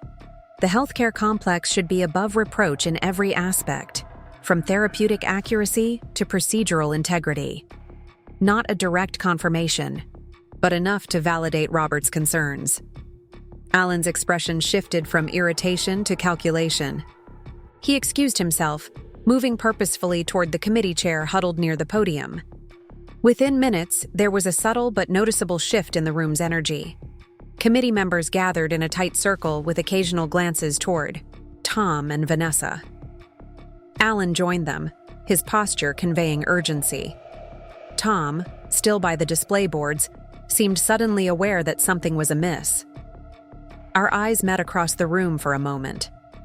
Recognition flickered in his gaze, not just of my presence, but of my potential role in whatever was unfolding. I maintained eye contact, neither accusatory nor triumphant, simply present and aware. The committee chair approached the podium, tapping the microphone to call for attention. Ladies and gentlemen, we'll be beginning our formal announcement. Shortly, there's been a slight change to our program. We ask for your patience. Vanessa had noticed me by now, her eyes narrowing as she observed the unexpected commotion among the committee. With calculated precision, I moved to a position where I could observe both her and Tom while remaining part of a small conversational group with Robert and 2 rehabilitation specialists. What's happening? One of the specialists whispered. Robert's response was diplomatically vague. Some last-minute verification of project documentation. Standard procedure for developments of this magnitude. Tom was now engaged in intense conversation with the committee chair, his expression shifting from confusion to concern. Vanessa watched from a distance, her professional smile growing increasingly strained. My phone vibrated again with another. Text from Julian. Regional Health Network officially postponing announcement pending review of selection process. Internal memo cites verification of professional endorsements as reason. The chain reaction had begun faster than I'd anticipated. What I had started with subtle inquiries and carefully placed information was now developing its own momentum. The committee chair returned to the podium. Thank you for your patience. We will proceed with today's event as a project update rather than a final announcement. Our commitment to the healthcare complex remains unwavering, but we believe additional diligence is required before proceeding with accounting team selection. A murmur ran through the crowd. Alan looked furious, committee members appeared uncomfortable, and reporters began furiously taking notes about this unexpected development. Tom stood perfectly still amidst the commotion, his gaze fixed on me, with dawning comprehension. I raised my sparkling water glass in the smallest of gestures, not a toast of celebration, but an acknowledgement that the game had changed. The first move had been made. The response would determine what came next. The fallout from the county announcement, or rather, non-announcement, was immediate and far-reaching. As guests dispersed in confused clusters, reporters cornered committee, members seeking explanations for the unexpected delay. I remained composed, engaging in light conversation with rehabilitation colleagues while observing the ripple effects spreading through the atrium. Alan Blackwood had cornered Tom near the financial displays, his elegant facade barely containing his obvious displeasure. Though I couldn't hear their exchange, Alan's tense gestures and Tom's defensive posture told their own story. Nearby, Vanessa hovered uncertainly, caught between approaching them and maintaining professional distance.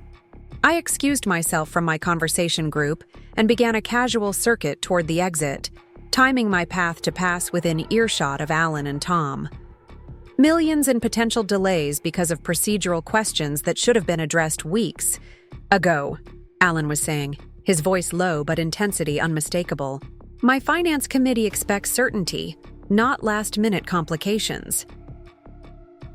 The foundation endorsement was completely legitimate, Tom insisted. Vanessa's letter simply highlighted our successful professional relationship. There's nothing improper about that. Except the Westview Hospital reference, Alan countered. The committee is questioning whether that collaboration actually occurred as described. Robert Davidson seems particularly concerned about verification. I continued past them without pausing, but Vanessa caught my eye as I moved toward the GI door. The flash of comprehension in her gaze was unmistakable. She had connected my presence with the sudden scrutiny of her endorsement letter. Outside the building, I took a deep breath of crisp autumn air, savoring the moment of quiet triumph. I hadn't directly accused anyone of anything. I hadn't created a scene or demanded justice. I had simply ensured that the proper questions were asked by the right people at a critical moment. My phone rang as I reached my car. Jen. I just heard about the county announcement being postponed, she said without preamble. Alan Blackwood's assistant called our office in a panic about potential contractual implications. What happened? I explained the situation as I drove away from the administrative building, detailing how Robert Davidson's concerns about the falsified endorsement had led to the committee's last-minute hesitation. And your role in all this? Jen asked, her tone suggesting she already knew. I simply confirmed what was already being investigated, I replied. The truth would have emerged eventually. I just accelerated the timeline. Jen's laugh held genuine admiration. Elegant. No direct accusations. No messy confrontations. Just relevant facts surfacing at the perfect moment. She paused. How did Tom and Vanessa react? Like people watching carefully constructed plans begin to unravel. But this is just the beginning. The real test will be how they respond in the coming days. Back at the rehabilitation center, I checked my emails to find a message from the Healthcare Complex Committee requesting a meeting the following morning to review therapeutic assessment, documentation, and discuss rehabilitation consultation moving forward. A similar message had been sent to several other healthcare specialists. The committee was hedging their bets, exploring alternative partnerships while the endorsement issue was investigated. Mitchell and Phillips was no longer the presumptive selection. By evening, the ripple effects had become waves. The county's healthcare blog posted a brief item about the delayed announcement, speculating about procedural concerns with the selection process. A business reporter had tweeted about questions surrounding foundation endorsements for the project. At 7:00 p.m., my doorbell rang unexpectedly. Through the peephole, I saw Lauren standing on my porch, looking uncomfortable but determined. I probably shouldn't be here, she said when I opened the door, but I thought you should know what's happening. I invited her in, curious about what had prompted Vanessa's sister to reach out directly. Vanessa is falling apart, Lauren said, bluntly, declining my offer of tea or wine. After the county disaster today, she got a call from Portland. The Regional Health Network is formally investigating all endorsements for their project, including hers. They've asked her to provide documentation for every professional collaboration she cited in her recommendation letters. That sounds like standard due diligence, I observed, maintaining a neutral tone. Lauren's expression was skeptical. Maybe, but the timing is suspicious, especially coming right after the county situation. She studied me carefully. Vanessa thinks you're behind it. She's convinced you're orchestrating some elaborate revenge. I allowed myself a small smile. That gives me far more influence than I actually have. Foundation boards don't launch investigations based on personal vendettas. But they do act on credible concerns about procedural integrity, Lauren countered, especially when those concerns come from respected healthcare professionals with relevant knowledge. She wasn't wrong. My subtle inquiries through Julian and others had indeed raised legitimate questions that the foundations were now obligated to investigate. But I hadn't fabricated anything. I'd simply ensured that Vanessa's actual misrepresentations received proper scrutiny. "Why are you telling me this?" I asked directly. Lauren sighed, suddenly looking tired. "Because this situation is heading toward mutual destruction. Vanessa's career could be seriously damaged if the foundations determined she provided false endorsements. Tom's firm could lose both projects. And you," she hesitated.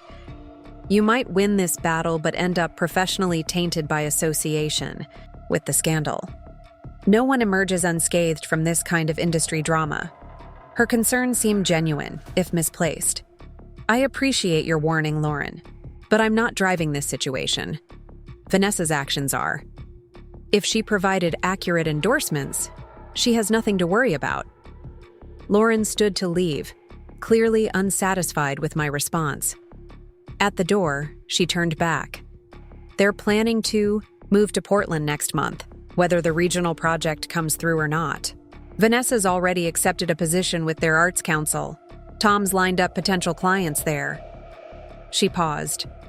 "Just so you know what's at stake." After she left, I poured myself a glass of wine and considered this new information. Tom and Vanessa were accelerating their Portland plans despite the project uncertainty, perhaps hoping to outrun the consequences of their actions here. But the professional questions now following them wouldn't be so easily escaped. My phone buzzed with a text from an unknown number. I opened it to find a message from Tom. "We need to talk. This has gone far enough." I didn't respond. Any communication would happen through proper channels, either legal representatives regarding our divorce or professional channels regarding ongoing projects. His attempt to establish direct contact suggested growing desperation as his carefully planned future began to crumble. Wednesday brought a cascade of developments. The morning meeting with the Healthcare Complex Committee confirmed what I'd suspected. They were restructuring the entire selection process, requiring all accounting candidates to resubmit proposals without foundation endorsements. The project timeline was pushed back by at least 6 weeks. By afternoon, healthcare newsletters were reporting that the Portland Regional Health Network had officially postponed their accounting team selection, pending a review of their endorsement verification procedures. What had begun as quiet inquiries had evolved into a full procedural overhaul at both organizations. Vivian called while I was reviewing patient reports at the rehabilitation center. "Divorce papers are ready," she said. "Given recent developments, I recommend we file tomorrow." "Why the urgency?" I asked, though I already suspected the answer. "Your husband's professional situation is becoming increasingly uncertain," she explained. "If his firm loses both the county and Portland projects, their valuation could drop significantly. Filing now preserves your position regarding asset division based on current valuations." I agreed to sign the papers the following morning. The timing was perfect. Tom would be served just as the professional consequences of his and Vanessa's actions were becoming unavoidably clear. That evening, as I worked late at the rehabilitation center, Sam appeared in my office doorway. "There's someone here to see you," he said, his expression concerned. "Warren Phillips. He seems pretty agitated." I considered refusing, then decided hearing Warren's perspective might provide valuable insight into Tom's current state. "Send him in." Warren entered looking haggard, his usually impeccable appearance showing signs of strain. "Rebecca, I know I'm the last person you want to see right now, but this situation is spiraling out of control." "Which situation specifically?" I asked, keeping my tone professional. "The county selection delay, the Portland investigation, or something else?" He ran a hand through his disheveled hair. "All of it. All of it. Our firm is facing a crisis. The healthcare complex was supposed to be our cornerstone project for the next 2 years. Portland would have established our expansion to the west coast. Now both are in jeopardy because of... He trailed off, clearly uncomfortable. Because of what, Warren? I prompted. Procedural issues with the endorsements, he finished carefully. The committee is questioning Vanessa Reynolds' letter, specifically. I nodded, neither confirming nor denying knowledge of the details. That sounds like a matter for your firm and Ms. Reynolds to address with the committee. Warren looked at me directly then. Tom thinks you're behind the timing of these investigations, that you somehow orchestrated this to punish him.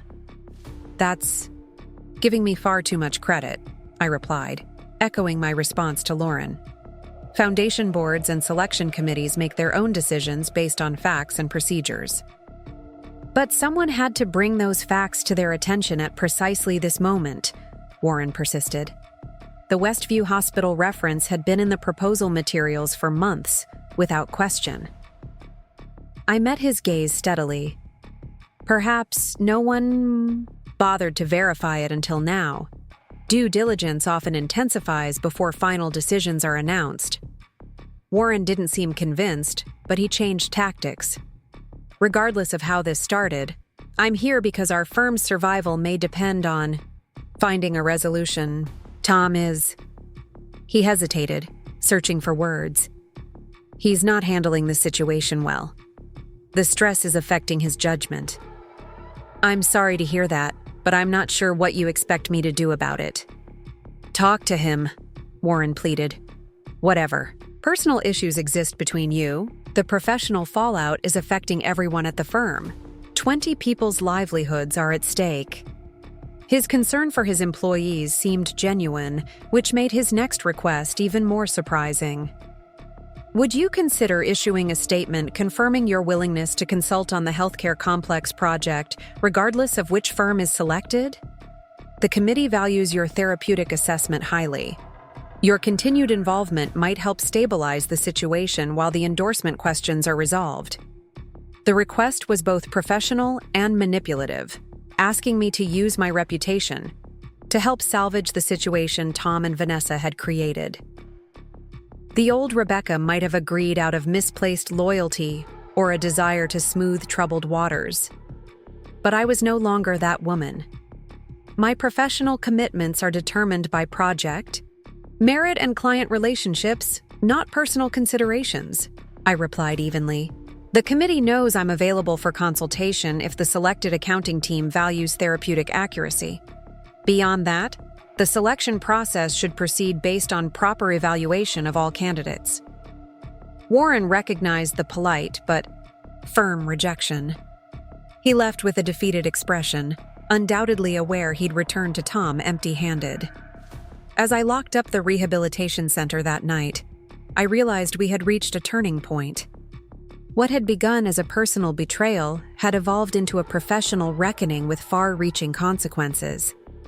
The carefully constructed future Tom and Vanessa had planned was unraveling thread by thread, and the most significant thread, the divorce papers, would be pulled tomorrow.